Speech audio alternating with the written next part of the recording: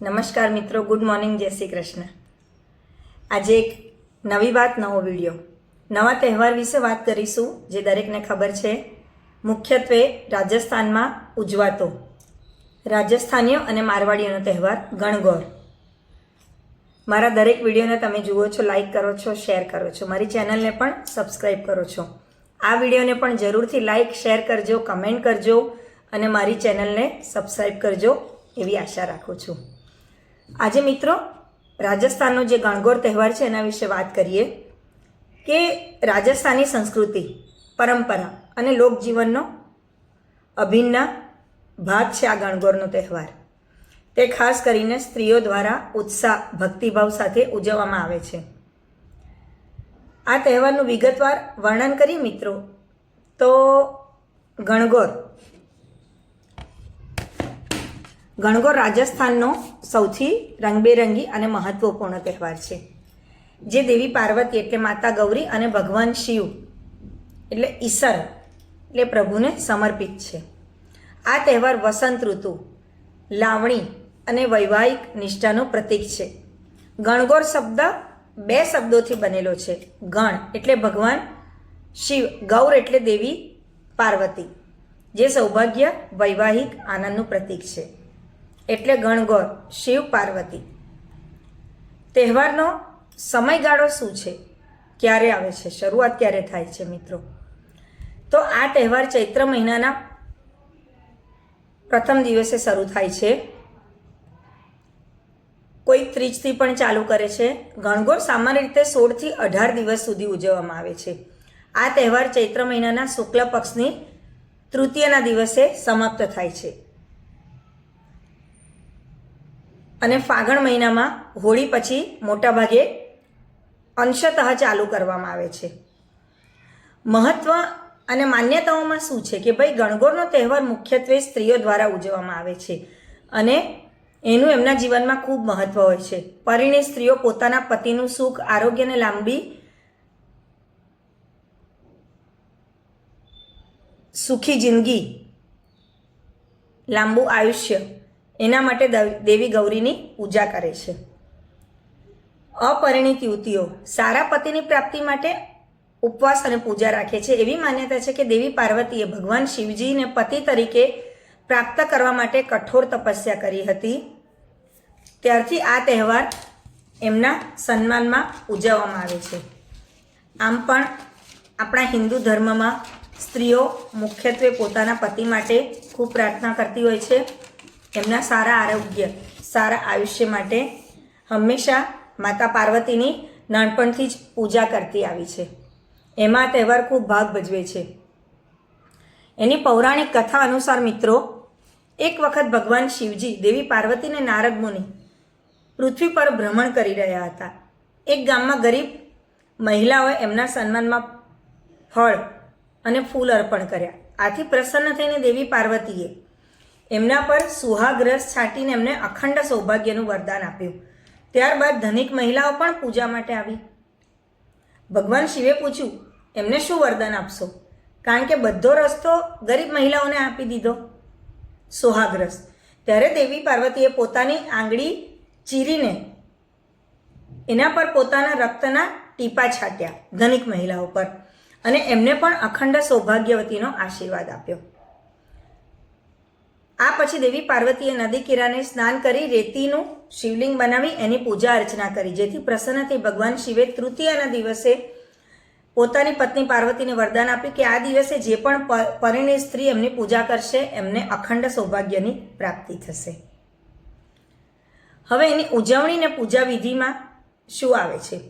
તો ગણગોરની ઉજવણી સમગ્ર રાજસ્થાનમાં ભક્તિભાવ અને ઉલ્લાસપૂર્વક ઉજવવામાં આવે છે। અથવા મારવાડીઓ કે રાજસ્થાની જ્યાં રહેતા હોય ત્યાં એની ધામધૂમથી ઉજવણી કરવામાં આવે છે। તહેવારની શરૂઆતમાં સ્ત્રીઓ માટી અથવા લાકડાની માતા ગૌરી અને ભગવાન શિવની મૂર્તિ બનાવે છે। કેટલાક રજપૂત પરિવારોમાં કાયમી લાકડાની મૂર્તિઓને દર વર્ષે નવેસરથી રંગવામાં આવે છે। ત્યાર પછી તહેવાર દરમિયાન મહિલાઓ કડક ઉપવાસ રાખે છે અને દિવસમાં માત્ર એક જ વખત ભોજન લે અથવા દૂધ કે ફ્રૂટ લે છે।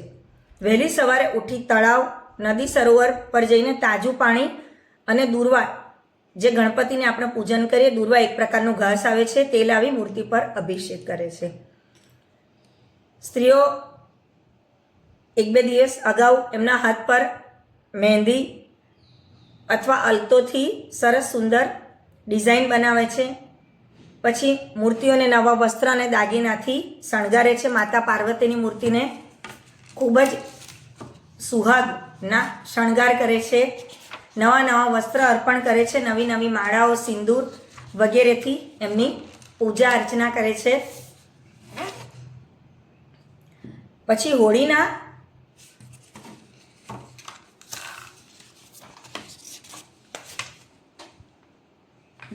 દિવસ દરમિયાન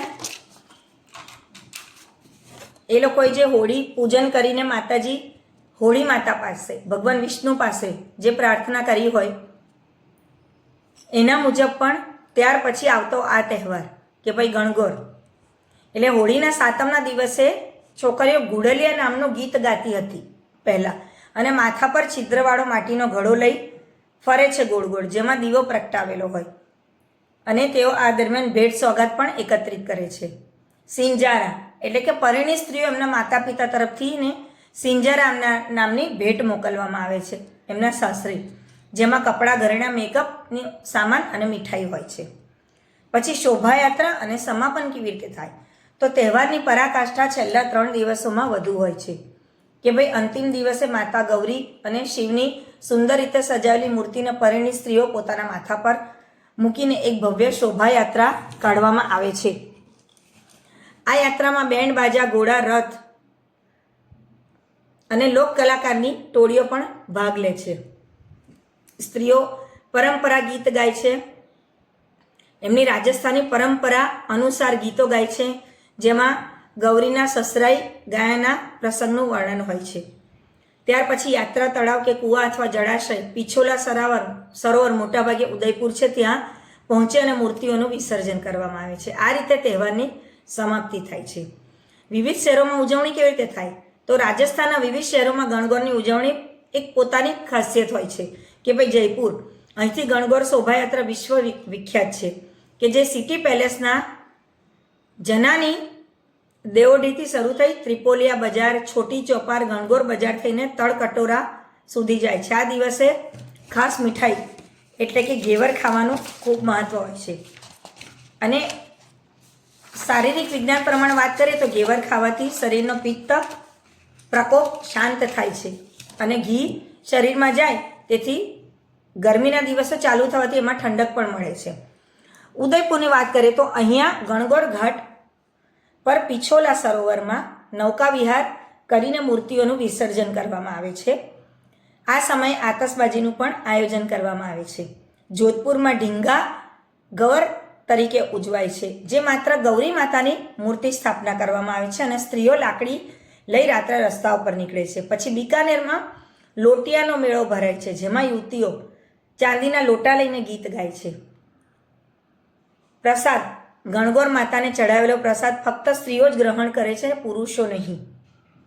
ખાસ ધ્યાનમાં રાખવા જેવી બાબત અને જાણવા જેવી વાત. પછી રાજસ્થાનની કહાવત મુજબ એક કહાવત એ છે કે તીજ ત્યોહાર બાવરી લે ડૂબી ગણગોર, જેનો અર્થ થાય છે કે તહેવારોની શરૂઆત તીજથી થાય છે અને સમાપ્તિ ગણગોરથી. આમ ગણગોર ફક્ત એક તહેવાર નથી, પરંતુ રાજસ્થાનની સાંસ્કૃતિક ઓળખ, સ્ત્રીઓની શ્રદ્ધા અને સૌભાગ્યનું કામનાનું પ્રતીક છે. તો મિત્રો, આજે આપણે રાજસ્થાનના પ્રસિદ્ધ તહેવાર ગણગોર વિશે વાત કરી. મારા આ વિડીયોને જોવા બદલ આપનો ખૂબ આભાર. ફરી નવા વિડીયો, નવી વાત સાથે મળીશું. જય શ્રી કૃષ્ણ. જય ઉમા મહેશ્વરાય.